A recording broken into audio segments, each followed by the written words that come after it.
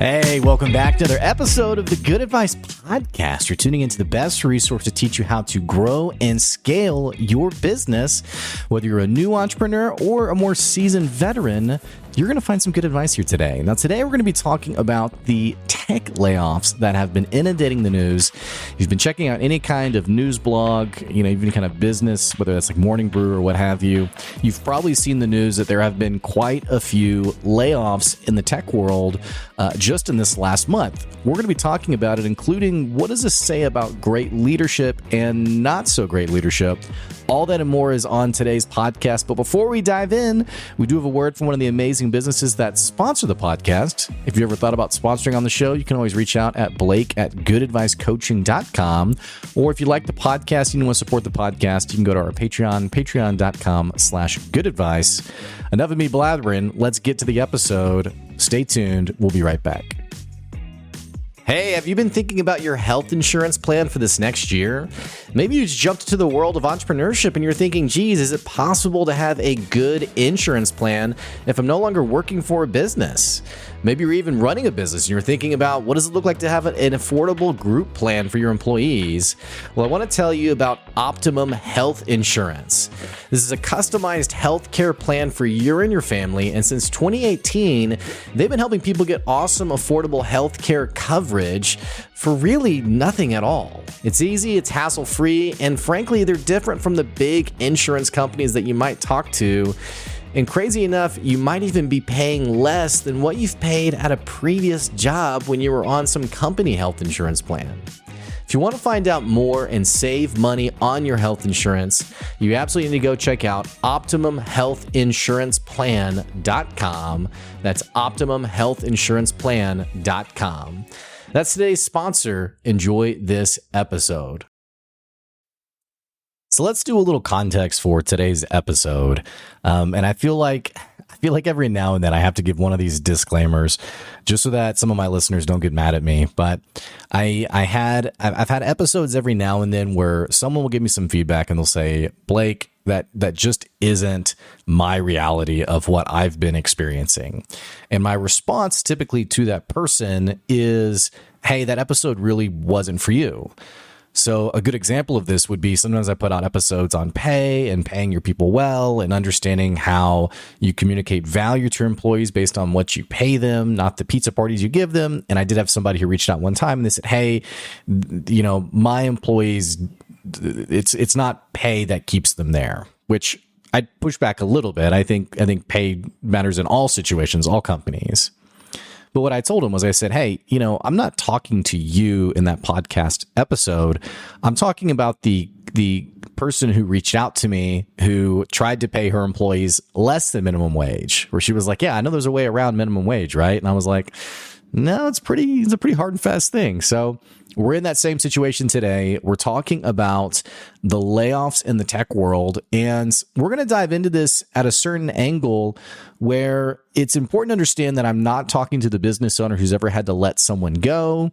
I'm not even talking to the business owner who has had to do layoffs. I mean, I worked for a company, a consulting firm, that had around 40 employees and had to lay everyone off except for the 5 full-time staff people. And then there were, the 5, which were basically interns.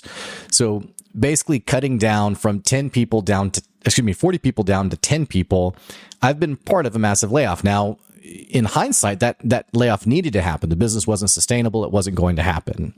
So I'm not even so much talking about, if you've ever had to lay off your employees that, you're a bad person, you're running a bad business, all that stuff. Let's go ahead and just shelve all the offense that can come from the episode, I guess. And I want to talk about a very certain subsect of businesses and what it tells us about leadership today. We're going to dive into this today.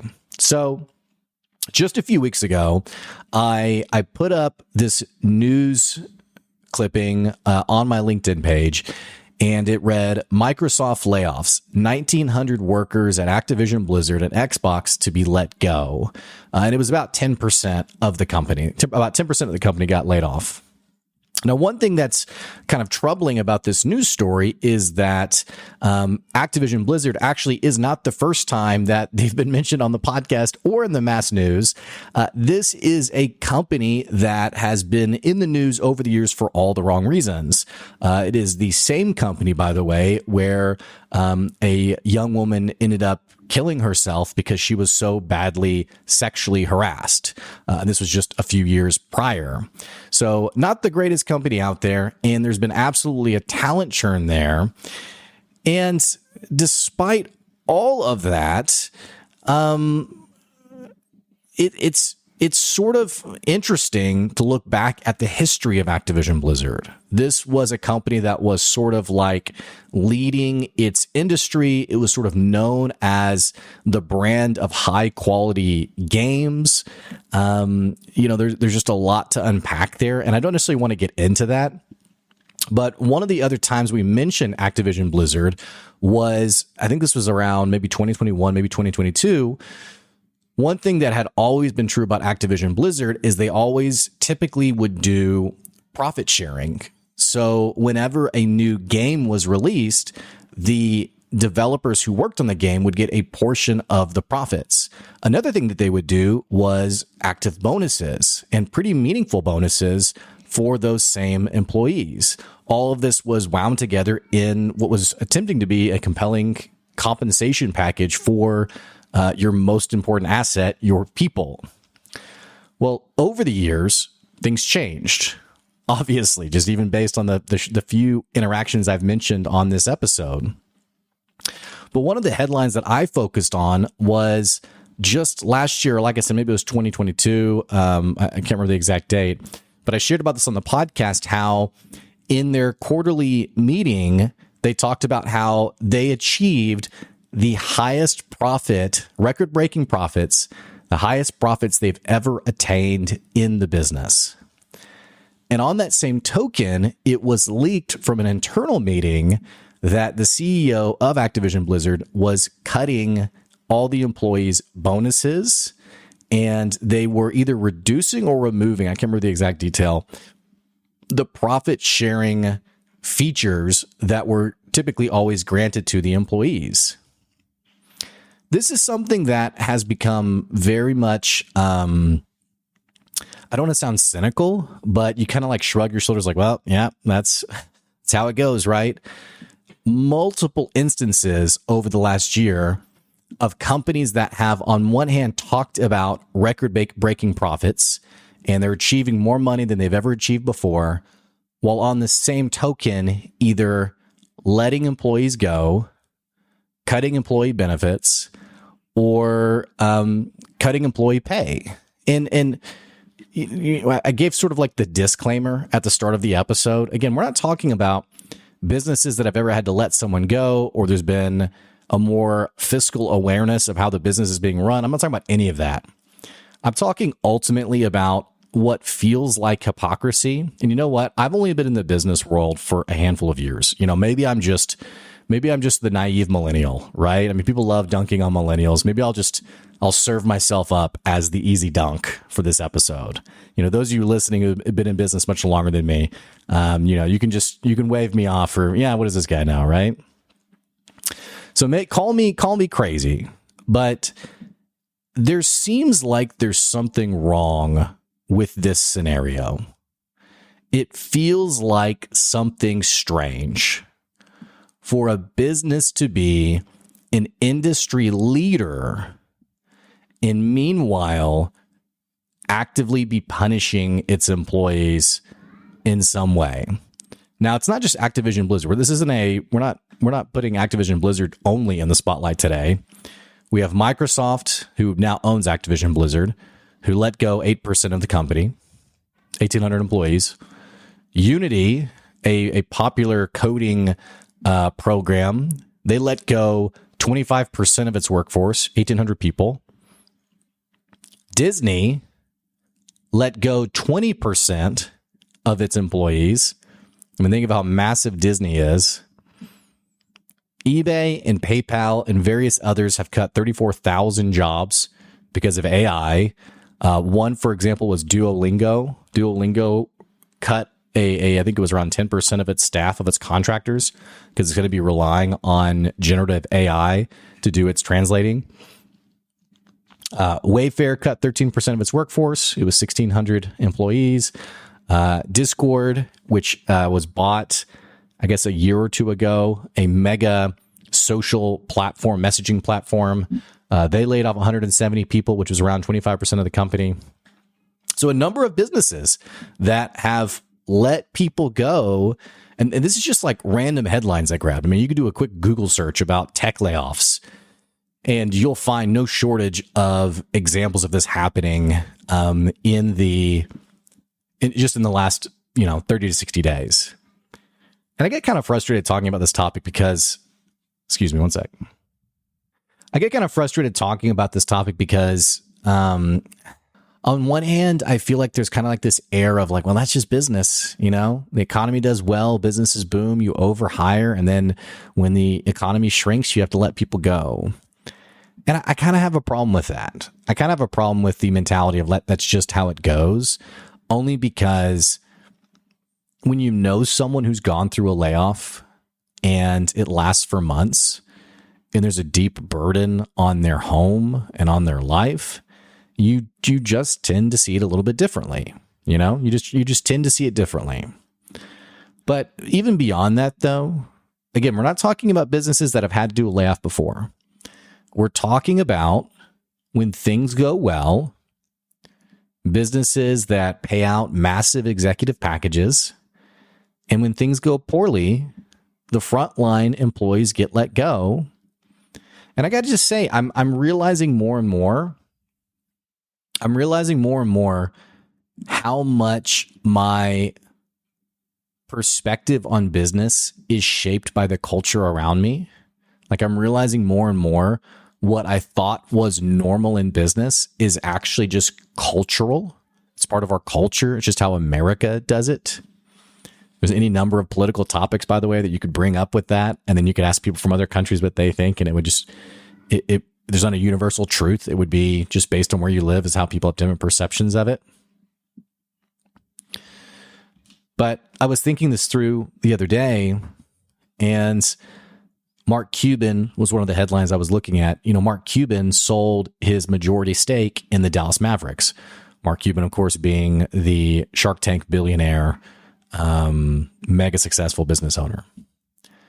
Well, he sold his stakes in the Mavericks, his majority stake, and then he ended up paying out every single employee at the Dallas Mavericks a portion of those profits, which, set the internet on fire. It had people joking about, is it too late to apply to work at the Dallas Mavericks? And naturally, people got paid based on, how long they had been there, all those sort of things. But it wasn't the first time he did this. Years before, I think the way the story goes was when he sold his first company and became a millionaire.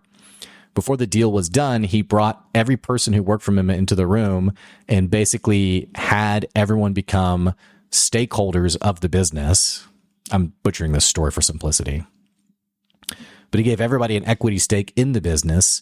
And when he sold that business, every single one of his employees also became millionaires because he deeply felt like, I wouldn't be here without you. There's an interesting perspective that I've noticed that very successful people have versus others, in that there are some incredible business owners out there who understand the key role their team members take, the key role that they are part of in growing the business, versus company owners out there who very much seem to see it like, I would have done this without you anyway, and you should be grateful for a job. All this to say, we can see this difference in leadership with the tech layoffs happening today. We can see it happening with business leaders who gladly take massive pay raises during times of economic success, and when things go poorly, they let people go. They let their frontline people go. And even in like the most disgusting example of this, I think about during COVID, I was shocked. I was shocked the number of businesses, even one business in particular that I'm thinking of, I was shocked the number of businesses that actually asked their employees to donate a portion of their paychecks back to the business so that the business could stay afloat during COVID. I think you get like the gall of, hey, if you'd like to give a portion of your paycheck back to us, because I think roles reversed when the company is booming, you don't see that happening. You don't see that kind of reciprocity. It's not the norm.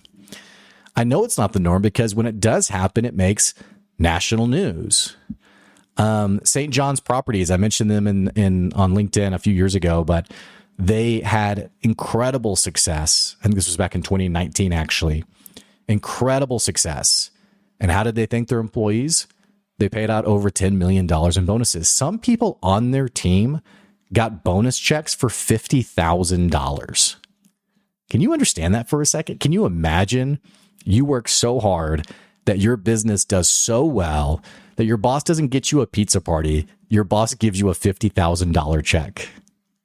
And here's how I know it's such like a kind of a whimsical, crazy cultural thing is I remember talking to a guy, this was probably 5 years ago, maybe 4 years ago, where his business had done really well.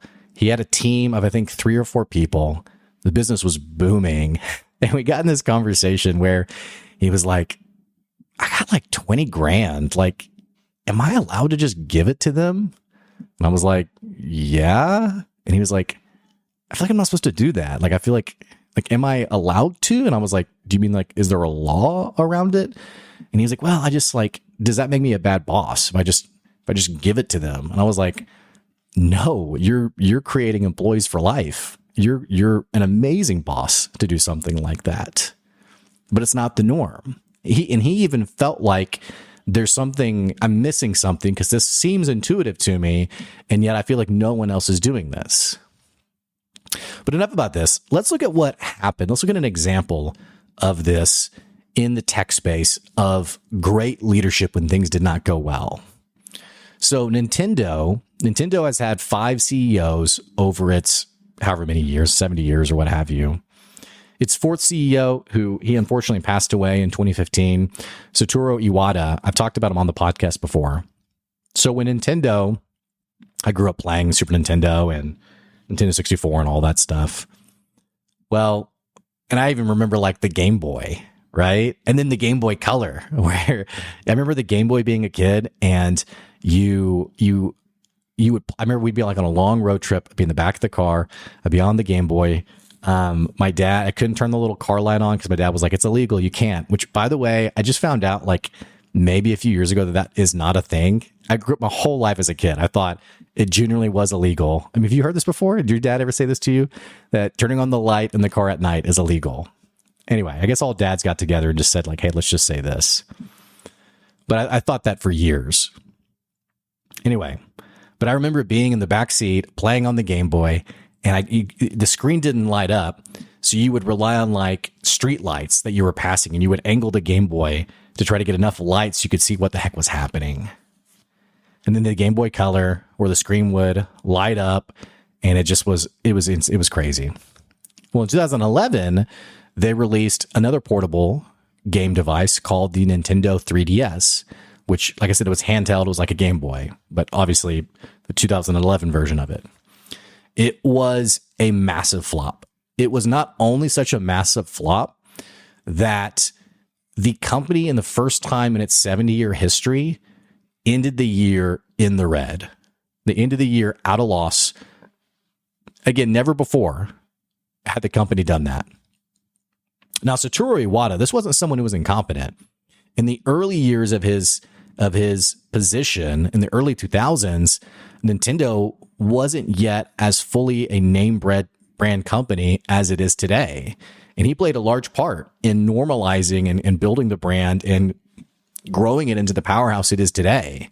So this wasn't some like incompetent leader, right? This was somebody who had a decade of incredible success at Nintendo. So here's how he responded. The 3DS, it's a massive failure.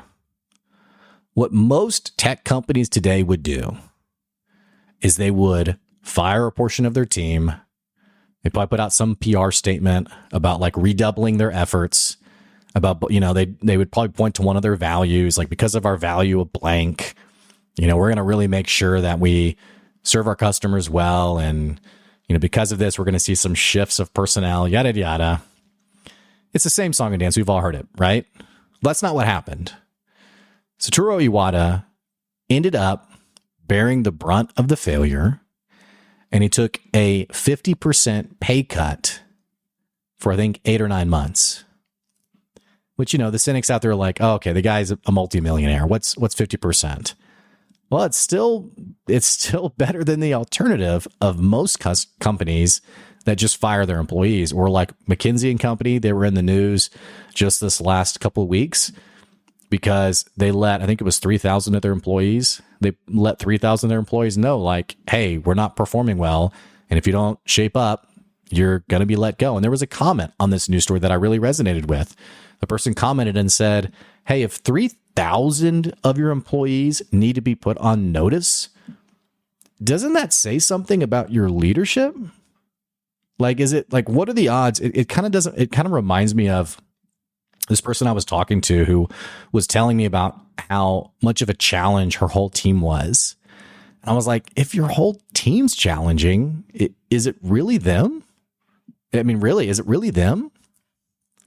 See, as leaders, it's so easy to give into our ego, to congratulate ourselves when things go well, and to, thumb our nose at our team members when the company's not doing well. We see it a lot, honestly, where business owners and large companies, they're desperate to point the blame at something other than their own decision making. I think of Zoom, for example. Zoom has struggled in recent years after they had a massive boom through COVID. And here's Zoom basically saying, hey, it's because our employees aren't working here. Like, we need to end work from home policies and get everyone here every day. Like, that's the reason we're not doing well. And it's like, is it the reason you're not doing well? Or is that just the low hanging fruit for what's easy to blame instead of your own leadership practices? So Satoru Iwata took this 50% pay cut in 2011. Some of the board members did too. And then they were able to get Nintendo back to profitability. Unfortunately, 3 years later, it happened again.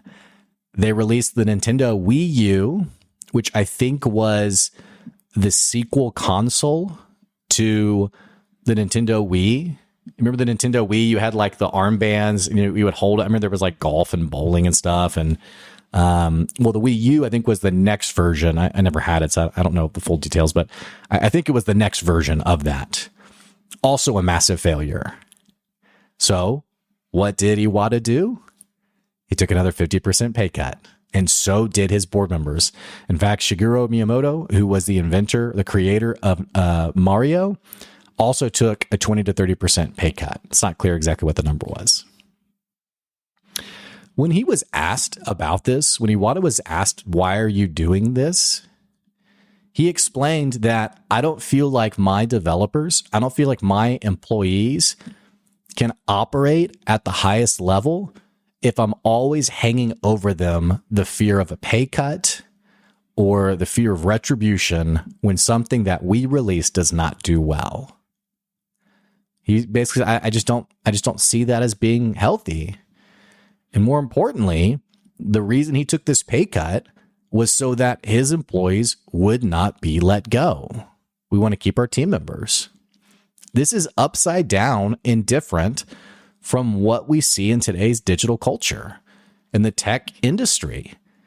We see companies that scale incredibly quickly, and I hate to say it, probably scale incredibly quickly knowing that it's not sustainable.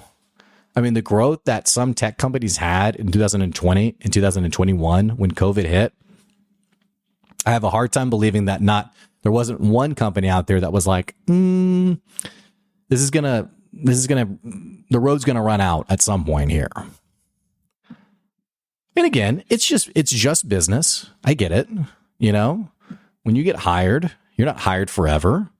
Jobs come and go. I get it. I'm not trying to over romanticize this thing, but I am really doubling down on the leaders who lead by, it's thanks to me that the business is doing well, and it's the employee's fault when it's not doing well. I have a problem, and I'm honestly pretty tired of the headline of record-breaking profits while employees get a pay cut or they get punished in their compensation or what have you. And I'm not a business genius. Maybe I just don't understand something, but it feels wrong to me. And I remember when I was in Germany, I was visiting this family. I was talking to this guy. Oh man, I think it was Bosch was the company. Let me look here. Maybe not Bosch. Man, I don't remember what business it was. Based out of Germany, though. Yeah, here we go. It is Bosch, a German multinational engineering technology company. Okay, perfect. Okay, so Bosch was this company. I was talking to this guy who had worked at Bosch for like 40 years, and I was just asking about the history of the company. Tell me more. Well, he told me something about when Bosch really became giga successful, like mega successful, that Robert Bosch, the owner, was quoted as saying, "I am successful not because I pay my employees so little, or rather, not because I pay them so few." I don't know which one it is. Where's the Game of Thrones guy, Stannis Baratheon? It's not because I pay them so few. I am wealthy and successful because I pay them so much. It's a different mentality. It's a different mentality from what we typically see in business. And on that note, I love this quote from Jim Collins. You got to read this book, Good to Great. It's an amazing book. The one analogy he talks about, he's basically quantifying the highest levels of leadership and what those qualities look like. And one of the things he talks about is this analogy of the window and the mirror. And he says that great leaders, when things go well, they look out the window and they see all of the amazing employees and all the hard work they're doing. And when things don't go well, they look in the mirror. Bad leaders get it backwards. And we've probably all worked for a boss like that. We've probably all had someone who got that backwards. I had a friend of mine, I'll never forget. A friend of mine was working for a company and their sales numbers were down, and the boss came in just screaming at them. Why aren't you on the phone? Why aren't you making calls? We have a quota to hit. And she was telling me this story, and I thought, good. And this actually, now that I think about it, this isn't the first time I've heard stories like these. But I think, goodness, that is someone who's looking out the window, looking for someone to blame. And it's the same kind of person who looks in the mirror to congratulate themselves when things go well. We're not talking about headlines here. We're not talking about, you're not doing this kind of stuff because you want to be the one business who took care of your employees. It's not to be a headline like Satoru Iwata was doing. You're doing it because it's the right thing to do. That's all there is to it. You're just doing the right thing to do. You're taking care of your employees because it's the right thing to do. A lot of businesses, they have their values on the wall. They say things like, we're a family here. But when the rubber meets the road, that's when you really find out what a business is all about. I remember during COVID, businesses calling me, hey, we need to work on our culture. Hey, we need some help with our culture. And I remember thinking, this conversation should have happened 5 years ago, because now you're in a dire situation where your employees hate it here because of how you're treating them during COVID, and you're trying to solve it in 30 days, and there is no solution for it. The business is what it is. You told them their work mattered, that they individually were important. But now that it's COVID times, now that it's desperate, people are learning what really matters. Another example, and just more present example, I had a friend of mine who, amazing sales guy, he let his boss know he was quitting the company. Number one sales guy. His boss was like, don't do anything. No, don't quit. Don't quit. Let me come up and see you. I'm going to come talk to you right now. or later today, I guess, or later this week. The boss never came up. The boss never met him, never talked to him, never made the time to have the conversation. Why are you quitting? Why are you leaving? And when the employee, this number one sales guy, finally signed the offer with another company, he just thought, what a shame. I was willing to hear him out, but he was all talk. He never made the time to actually come talk to me like he said he would. That's what we're used to. It's kind of the norm, unfortunately. So what does this mean for you? It means that if you want to run a business successfully, you got to take care of your people. Taking care of your people, just to be very candid and honest, a big portion of that is related to pay. You cannot pay welfare wages and expect people to be deeply taken care of. You pay what you can, right? And you're transparent around it, and you try to make sure it's at least competitive in your industry. Don't have to be number one, but you should definitely not be at the bottom, or looking for ways to cut costs where your employees are just, a line item on your P&L, right? But you take care of your people. You let them know they value to you, the value they have to you, and that takes more than a pizza party. And if you're listening and you aren't an entrepreneur, you're not a business owner, you work for somebody, honestly, if I were you, I'd have a backup plan, and I would have a side hustle, even if it's tiny, even if it's $100 a month or a few $100 every few months, because nothing lasts forever. And your company, though they may be well-meaning and kind, more often than not, they will let you go at a moment's notice.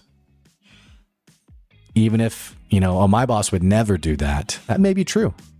But your boss may sell the company to someone else who would do that. Or your boss may not be the person who makes those kinds of decisions, and someone above them does. And again, to them, you're just you're a number, you're a line item on a P&L somewhere. So all that to say, I don't know, was this challenging or what? I mean, again, I feel like this is really direct and really just common sense, but I don't know. I feel like these conversations always get someone frustrated at me.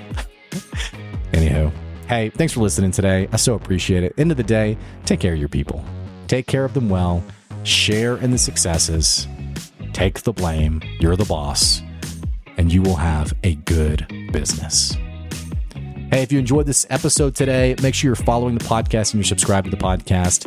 Don't forget, if you want to advertise on the show, you can always reach out, blake@goodadvicecoaching.com.